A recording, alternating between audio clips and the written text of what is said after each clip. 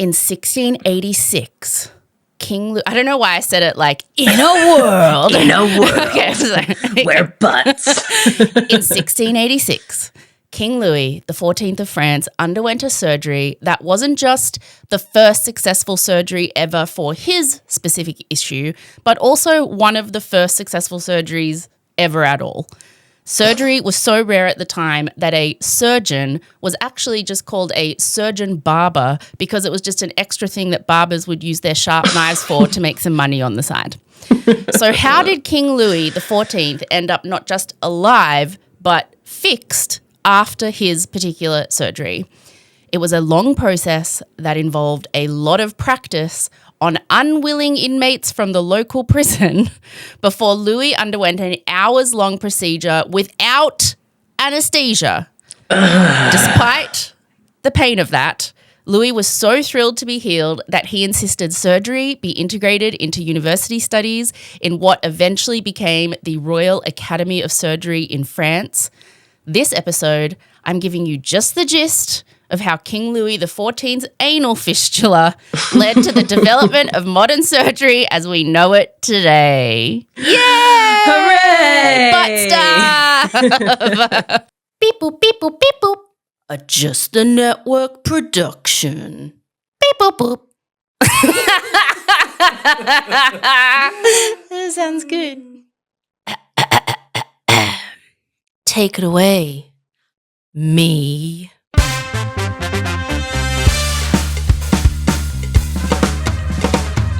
Hello, Gistners, and welcome to Just the Gist. I'm your host, Rosie Waterland, and in this podcast, I tell entertaining stories about anything and everything, but with just the gist of what you need to know to help you sound impressive at a dinner party. Gisting in every week is the JTG production team and you guys, the Gistners. So let's get gisting. Welcome. I'm Rosie, and joining me today is JTG producer Hayley Stavely. How are ya? Well, I think I'm better than I'm about to be. I didn't tell you we were doing this one until we sat down, so I was like, I didn't want to give anyone the choice to be like, I didn't even try with Kate, but out of you and James, I was like, I just won't tell them and I'll just do it. So yeah, thanks. This is a safe workplace. It's a safe workplace, yeah. And I'm sure I'm about to break a whole lot of HR rules by telling you about my own anus. I don't know. Does this episode need a trigger warning? I guess if you're squeamish, yes. But it is really fascinating about how King Louis's butt thing really did lead to surgery that is like, this particular surgery is still pretty much performed the same way it was then. Now, but also this is the reason we have surgery today is because King Louis XIV had a really sore butt. So amazing. It's fascinating. So now, if you are a longtime Gisner or even just Rosie fan, you would know I have a particular interest in anal fistulas. Like it's one of my hobbies. I have a particular interest in anal fistulas and these stories and this surgery because I've had many. I've had this issue. I had 5 emergency anal surgeries because of a fistula back in 2022. At the time, it got so bad that I went into sepsis, like septic shock. Like it was because, there's a whole lot of poop and things getting in places and you get infected. And then I thought that part of my life was over and that it was done and I wouldn't get these problems again. And then at the end of 2024, so actually almost a year, because it was just before Christmas last year. So happy anniversary. Yeah, almost a year ago to this day that we're recording, another one popped up. James and I were on our trip around Australia in the van, and I just got that feeling in my butt, and I knew what it was because it's pretty unmistakable. And I just went booked straight into a colorectal specialist, and he was like, "Yep, you've got a fistula and you need another surgery." And I was like, James, welcome. So, I mean, it's pretty, how do I I won't go into a lot of detail, but I'll explain to you like how it works because I think it helps you understand the story I'm about to tell you better. So essentially, a perianal fistula is Kaylin, you were probably the worst person to do this one. The word bum makes you laugh, let alone perianal fistula. Oh, God. Okay. So just mute me. A perianal fistula is, well, I'll tell you how it forms. So I essentially had food poisoning for about 10 days. It was really bad food poisoning, and I had really bad diarrhea. And that caused an anal fissure. So an anal fissure is just like a little cut, and Hayley, keep it together. I'm holding it in. An anal fissure is like a little cut, like a little tear around your anus. Generally, people get it from if they're constipated and they're pushing too hard, they can tear it a little. Or in my case, if you've had really bad diarrhea, the kind of acidity of that weakens your anal wall, and so then you get a little tear really easily. So that's how I got it. Now, a fissure is quite painful. They usually last a week or maybe a couple of weeks before they heal. Mine wouldn't heal. It just stuck around and stuck around and stuck around. And when that happens, because it's a little tear right where you're pooping and stuff. And stuff. Yeah, well, like pooing, weeing, whatever goes on down there, all that kind of thing. It can quite easily get, and also because like your butt cheeks are like close together and you get sweaty, it's ripe for infection down around that area. There's a lot of bacteria and stuff. So if you have a little tear there, it can get infected. For me, it did, and that turned into a perianal abscess, which is kind of like, a big pimple, like imagine a huge whitehead pimple, right? I don't want to though. Oh, well, this is going to be the grossest part of the episode. I'm just explaining. Okay. And so when you get that, it can be like up along sort of inside, your anal canal, or it can be right sort of on the outside, like near your anus or whatever. It's just there somewhere. And generally your body is really smart and it wants to drain that like sort of infected abscess that's filled with pus and stuff. So it will form a tunnel from where the abscess is. Like your body literally forms a tunnel through you, and then to find another hole somewhere to like let it drain out of you. So a fistula is essentially just a tunnel. It's a little tunnel that your body forms because it's like, well, this abscess isn't popping and we need to drain this poisonous pus out somewhere, so your body forms a tunnel through you and a hole comes out somewhere else. And so generally when people have a perianal fistula, it looks like a little hole somewhere on their butt. Like it can be next to your anus, so it looks like you have two anuses. Some people get it in the middle of their butt cheek, depending on what their body's doing. Like it's crazy. It's just your body being really smart, trying to drain infection out of you whatever way it can. It forms this tunnel. But the problem is, like with this kind of little tunnel thing, it needs to be closed off completely properly, and you can only do that via surgery. So if you have a perianal fistula, you have to get surgery. Like even today in 2025, that is the only way to fix it, because otherwise the body just keeps trying to drain stuff through it and it just never heals, and you just have it forever. So the body's dumb then. Why did it do that? Well, Idiot. I mean, because your body it's like when, you get sick and you get a fever. It's like your body trying to get bad stuff out of you. Like your body will do what it has to do to try and get rid of the bad thing. But with this like fistula, even if the perianal abscess is like fixed or whatever, the tunnel is still there causing problems, because like when you poop, like, and this happened to me, and if you're really squeamish, skip ahead. When you poop, as the poo's coming down through your like anal hole, rectum, because there's a little hole tunnel there, the poo will come out of the regular hole, but it will also go through the tunnel and come out of the second hole. Ah, like a Play-Doh thing. Kind of, yeah. Where you can squeeze it. Yes, that's actually a very good description. Yeah. So this whole people thing. listen to this podcast voluntarily. Okay, but like it's a pretty gross like thing, actually quite simple these days to fix, but it's very common. When I wrote about my fistulas, just because the whole thing was so bizarre, and I was like, how have I had 5 emergency anal surgeries in like 3 weeks? It was crazy. A lot of people wrote to me and said, oh my God, no one ever talks about it, but I had to get that. It's so bad. Like people with Crohn's disease, fistulas are one of the like common things that they get. Like there are people with Crohn's disease who have had this surgery like 15, 16, 17 times. Like it's crazy. It's crazy. I remember like when I was a kid, the missionaries at church were always going to third world countries for fistula fixing missions. Because that's the thing. It's a relatively simple thing to fix in surgery. And if you don't fix it, it's like you can die because it eventually leads to like infection, to sepsis. It get like so much stuff gets into that little fistula tunnel. It's really dangerous. And without fixing it, it just never heals. And then you get sick and you die.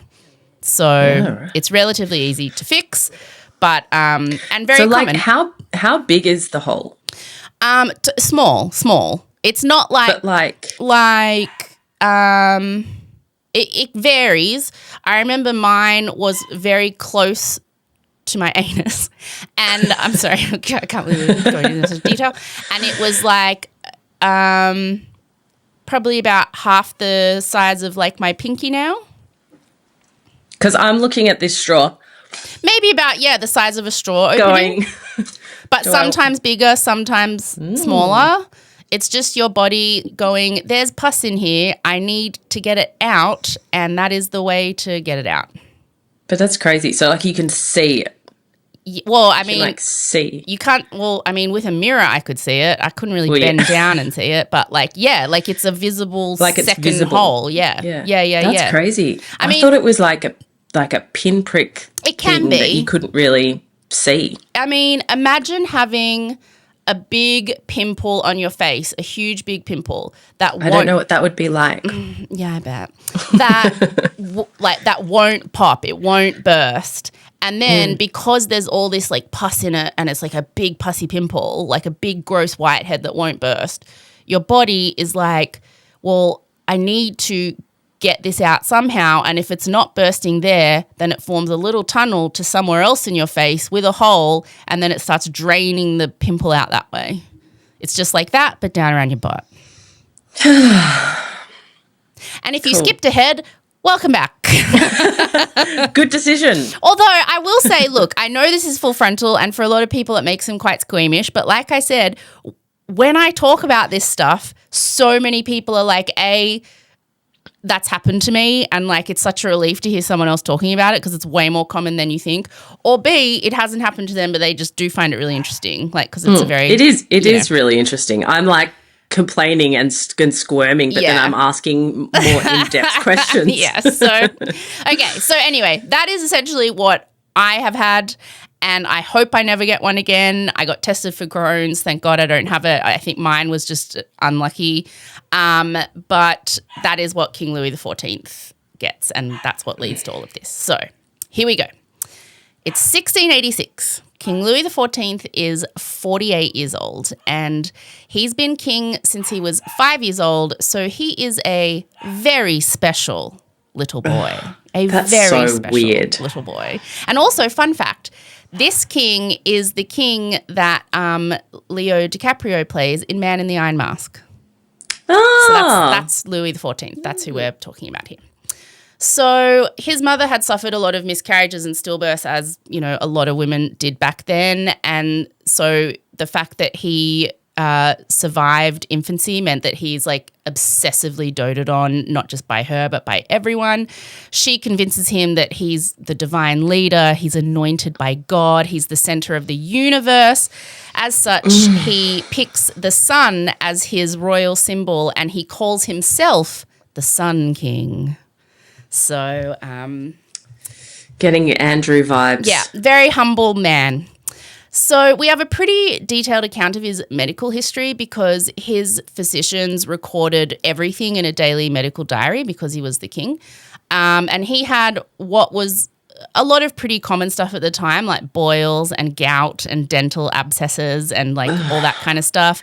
It is said, this is so fascinating to me, it is said that he had only bathed twice in his life because back then bathing was declared immoral by the Catholic Church because they believed it led to promiscuity, sin and disease. Why do you think, Hayley Staveley, would the Catholic Church think that? Because they didn't want people sexing. Because you have to, because to bathe, you have to be naked. And they think that nudity equals sexy thoughts, so therefore bathing is evil and it was and immoral. And so it was considered actually very like moral and admirable of King Louis that he had only bathed twice. Yeah. Yuck. Weird sexual issues that cause everlasting harm. The Catholic Church. Yeah. What?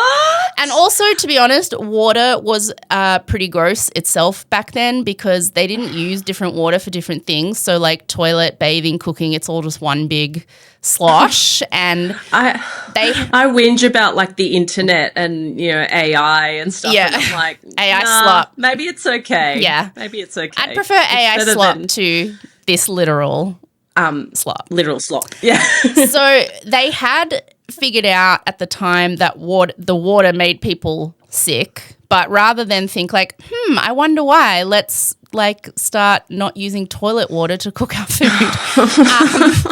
They were just like, stay away from the evil water because drinking it makes you sick and bathing in it makes you a slut. So people just basically stay away from water.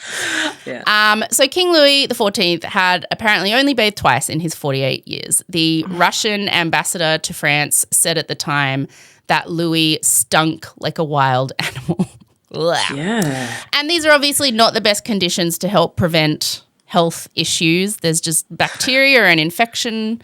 Just you step outside your door and you get infected with something. So it's 1686 and at 48 years old, he starts to feel a little bit of like a lump in his downstairs bottom area.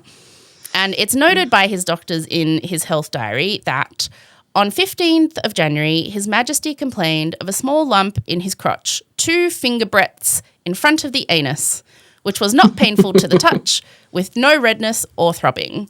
And because it wasn't painful, the doctors aren't super worried because they assumed it might just be a blocked gland, which because of the lack of cleanliness at the time was pretty common back then.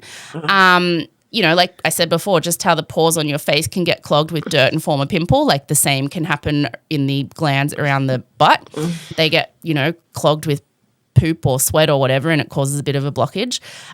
So the doctors just treated it with all kinds of like fancy compresses, like hot compresses. So they just get a whole bunch of like herbs and make potions and put it all onto a wet cloth, and then they just like shove that wet cloth up against his little butt lump. They also did a lot of extra enemas because King Louis apparently loved enemas. He would do them just sitting in court chatting to people. And the doctors who, you know, were kind of at a loss were like, well, he really likes enemas, so let's just ramp those up, I guess. So they're just doing a whole bunch of enemas and just putting wet cloths on his butt.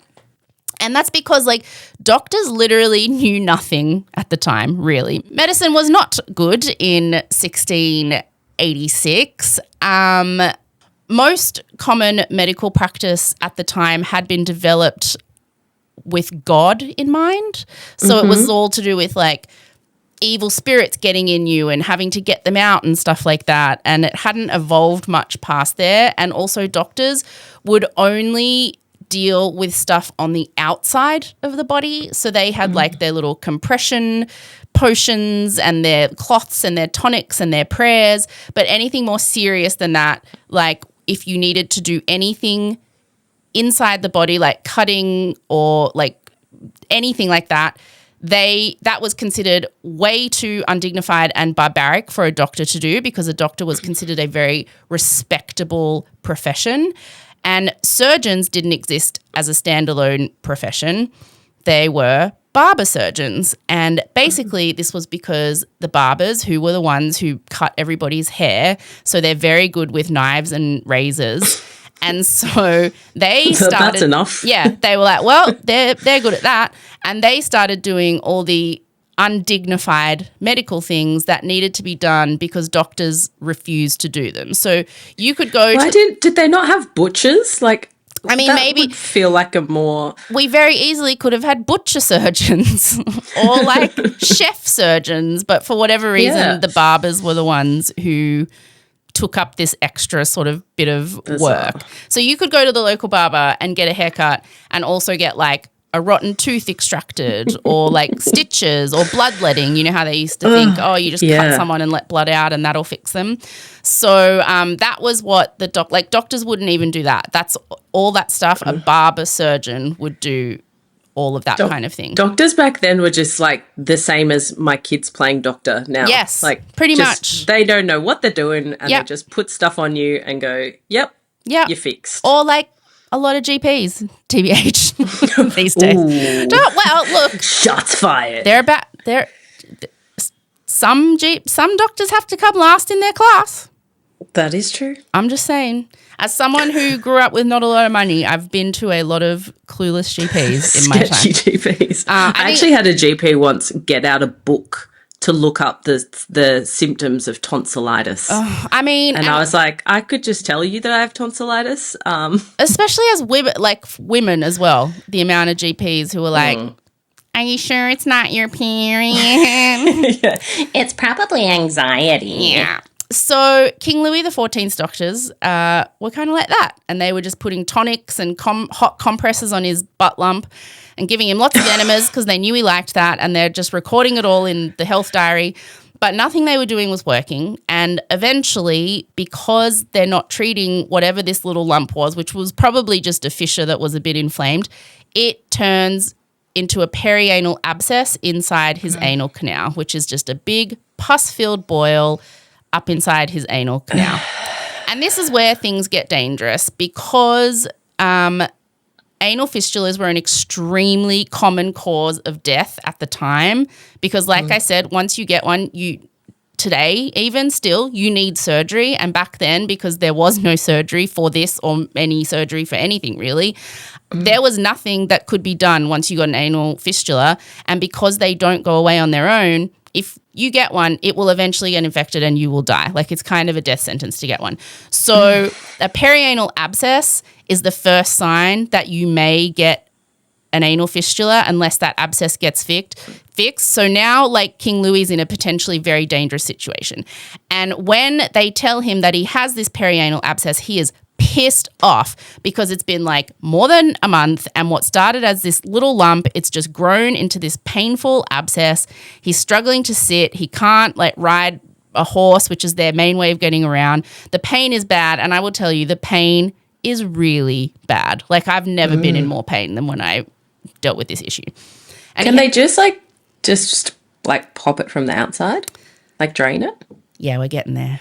Okay, sorry. Yeah. Oh, Hayley, it's a good question because that's where we're headed next. I can't wait. So he has all these doctors and he's like, what are you doing? I'm the king. You're the best doctors in France. What the hell? And so they decide, okay, yeah, we don't want this to turn into a fistula, so we do have to like try and pop this abscess to let it drain. And remember, the abscess is like up inside his anal canal, so it's like up in his butt. And so they're hoping if they just pop it, it will drain out and that should hopefully heal it. So they don't use scalpels or anything because that's not dignified. Doctors don't use, and that's what barber surgeons do. So they get a hot iron, like a fire poker, and they stick it in the fire to make it really hot, and then they just stick it up his butt to pop, like with no direction or like just hoping they're hitting it up there. They stick it up his butt to pop it and drain it. And then he like has this big sort of gaping hole there that like they're just like, well, okay, we're going to take a whole bunch of rose petals and leaves and we're going to put them in a pouch and then cook that pouch in red wine and we're just going to shove it up in the gaping wound. How did that not kill him? Having a hot poker shoved up your ass. Mate, this is just the gist. You'd have to go back in time and I don't want to. I'm too sensitive to smells. So despite that, doing all of that, which crazy that it doesn't work. Yeah, that's weird. The abscess keeps growing back and it does turn into a fistula. And so they try the hot poker thing a few times. They keep shoving it up there and then they keep taking like little potion pouches and trying to shove it up both his regular bum hole and then his new little fistula bum hole that has formed not far away from his regular bum hole. And they're doing this several times a week for like a few months and nothing is fixing it. This tunnel has formed from the abscess all the way alongside the anal canal and then just has come out of his butt. And so every time he is pooping, bits of poop fall through the side tunnel and it's getting really infected and gross. It's just infection city, guaranteed death.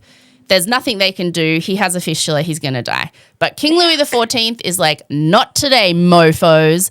So he tells the doctors to get lost with their useless pouches and compresses and hot pokers. He's like, I'm getting in a barber surgeon because you guys don't know what you're doing. And I'm going to find someone to fix this. So he puts the call out and there's not much response because nobody wants to be the barber surgeon that kills the king because this is surgery is rare. Like surgery of this level is rarely done. This particular surgery doesn't even exist, but surgery at all, if it's ever attempted, people die like 99% of the time. So nobody really wants to do it. But then a guy called Charles Francois Felix, he agrees to the mission. He's a barber surgeon and he says, I'll do it, but I want to go away for 6 months and figure out how to do it first. I'm not just going to come in with a knife and like go to town on your butthole. And so he's like, give me time to invent this surgery.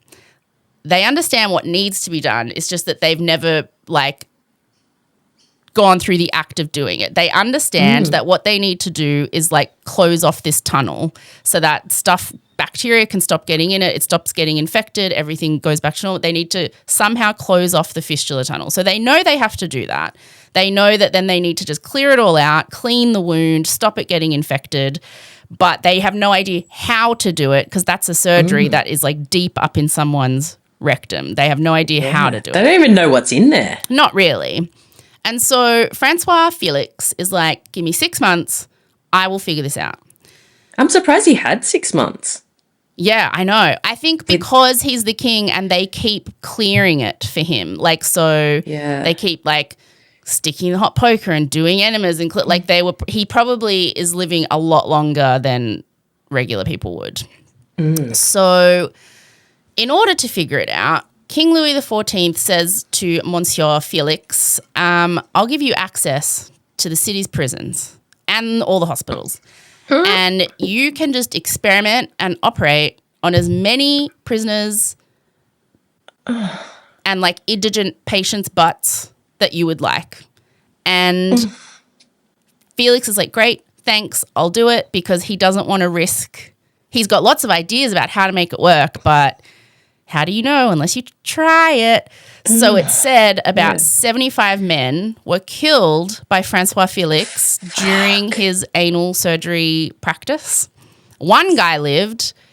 I'm assuming that's like the last guy that made him go, okay, I'm ready. But I do know that one guy lived. And so it did the job though. Like over the 6 months, Felix, he not only figures out how to do the anal fistula surgery, but he has invented 2 new surgical instruments to get it done. And the first instrument is called the Le Bisturi Royal, which means the royal probe. And you have a picture of it if you want to take a look. Yep. And then there's a second tool, which is the retractor, and that's basically a massive speculum for the butthole.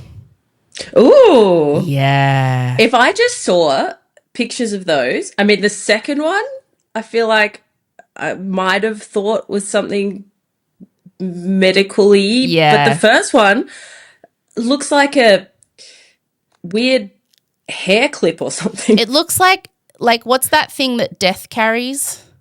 Aside? Yeah, it looks like a skinny version of that. It's like a curved like knife. With like the Guatemalan insanity pepper on the end. Yes. Ugh. Even looking at them, you're like, oofed.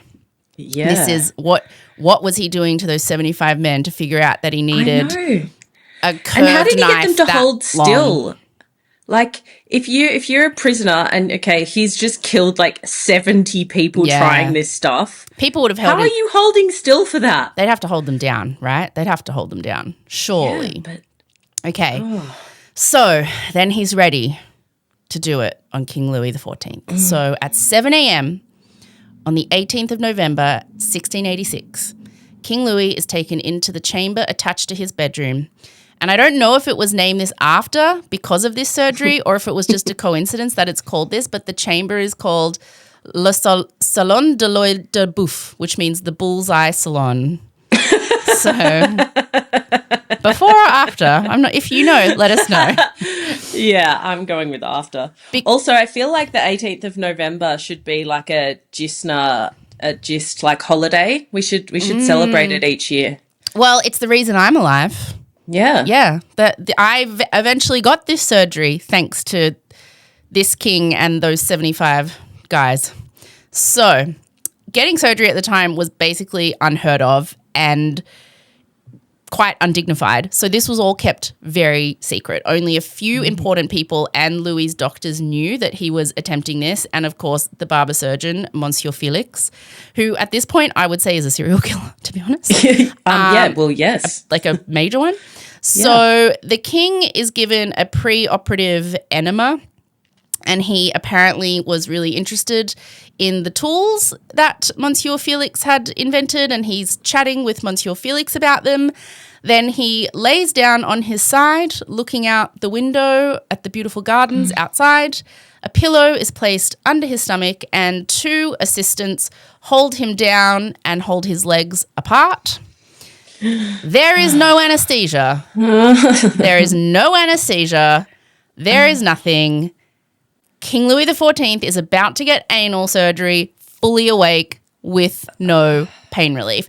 And let me tell you something. Over the head or something. Like, this is so when I started initially having problems with my butt and they didn't know what it was, and I went to the emergency room, they're like, okay, clearly something's going on in your butt, but we don't know what it is.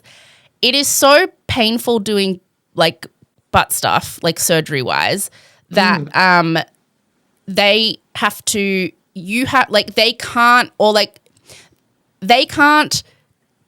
look into your butt to even see what's going on without it being so massively painful because you've got this like abscess in there that you have to get surgery just for them to look in your butt to see what's happening.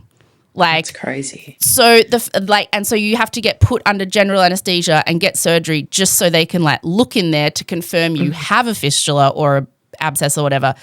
So the fact that like he's doing the entire surgery with nothing is just cray to me. Didn't he get like super drunk or something at least? I don't know. I guess. I hope so. Anyway, so Monsieur Felix wrote 19 pages of detailed notes about how the whole thing went, and I won't go into detail because I feel like I already gave you enough detail about a whole lot about this episode. I'm good with the detail. But I will say the surgery took 3 hours, during which it is alleged, although history is always written by, the victor, and so they may have written this to be more flattering to him than what actually happened. But it is alleged during the 3 hours of anal surgery without anesthesia that the king did not scream in pain or complain at all because it was important for the dignity of his country that he remain stoic. No. Although he cried like a baby. He cried like a baby, probably. Although it is reported in the notes that on 2 occasions during the 3-hour surgery, the king exclaimed, "Mon Dieu," which is, "My God." So at those 2 moments, he just like forgot himself. No. How dare he? False. So towards the end of the surgery, I'm pretty sure he's bloody well had it. And he asks, "Is it over, gentlemen?" Should I do this in French? "Is it over, gentlemen? Finish. Do not treat me like a king. I want to recover as though I were a peasant." which is basically him saying, get it the F done, boys. I've had it. Get that knife out of my butt. Yeah. And he survives. The operation is successful, I guess, thanks to those 75 dudes who got practiced on. And King Louis is up walking around in 2 days. But the fistula does come back 2 more times, so he needs the operation done twice more. But then it is fully gone. After the 3rd time, the fistula is gone and it never comes back. And King Louis is thrilled.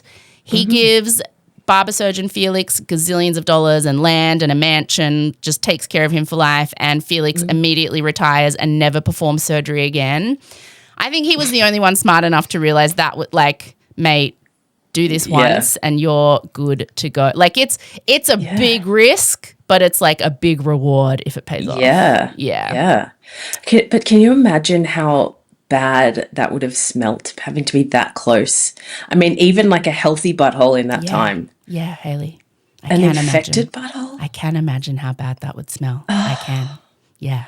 When the French people hear that the king has had a successful fistula surgery, because once they confirm that it's successful and it's not coming back, they decide to tell the people. It becomes kind of fashionable to also have a fistula because everyone wants to be like the king. People start faking them just so they can get the surgery, like rich people in the French court. I know.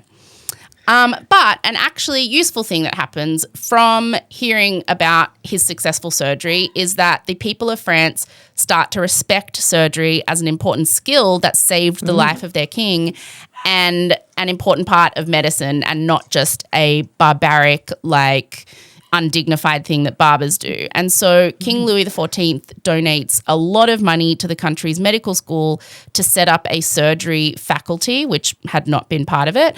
And surgery is then now included in official training for medicine. It's not just barbers going like, hey, I've got a knife, I can cut stuff. Yeah. It's officially included as part of medical study.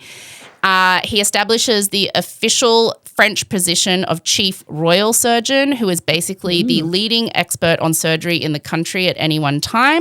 And whenever there are disputes between the old school doctors and the newer surgeons about how to train medical students, King Louis steps in and allows the surgical teachers to do what they need to do. He's like, no, they know what they're doing. Go away with your prayers and potion pouches. Your Gwyneth Paltrow exactly. shit. Yeah. The king's eventual death also plays a major role in elevating the status of surgeons, because he dies of gangrene in his leg after his medical doctors kept insisting that he just had sciatica and putting hot compresses on it, a la Gwyneth Paltrow goop.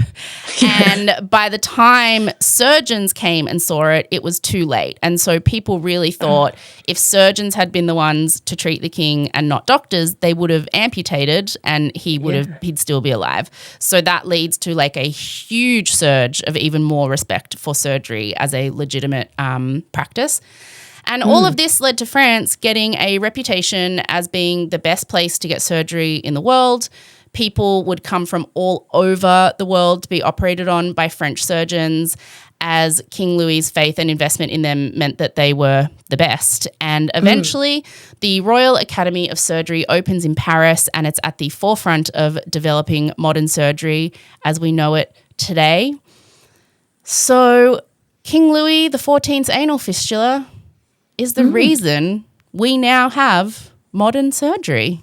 That's nuts. Isn't it? I feel like that's pretty impressive that he, gave so much credit and respect to the surgeons, because I feel like back in those days, especially royals, could have easily been like, well, I must have survived because God wanted me to. God and, saved me. It was nothing to do with your weird, Guatemalan insanity pepper probe. Yeah. It was just because God wanted me to survive. So I think it's chosen. Actually kind of impressive that he actually, Yeah, that's so true. It is. And I think it's interesting too that, although typical, that it it wasn't until something affected him that he decided medicine needed to change.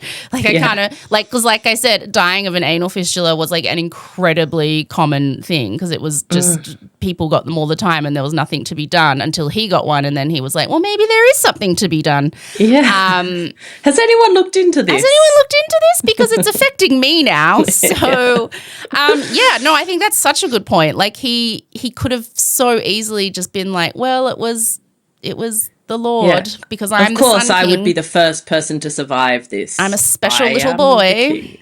But no, he really respected the surgeons and invested heavily in it and made sure they were given the respect they deserved from other medical doctors in the field who didn't want to accept them. And it was him having a sore butt that led to us having modern surgery and to me sitting here.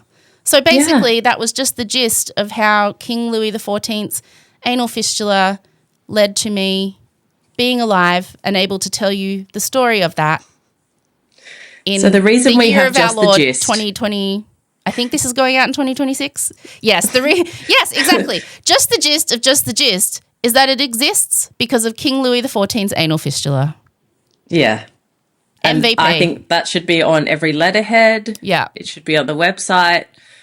MVP, that anal fistula. My Nana Merle and King Louis XIV's anal fistula are the MVPs of Just the Gist. Yes. We need to start an MVP list. We do. We totally do. So when did they invent anesthesia?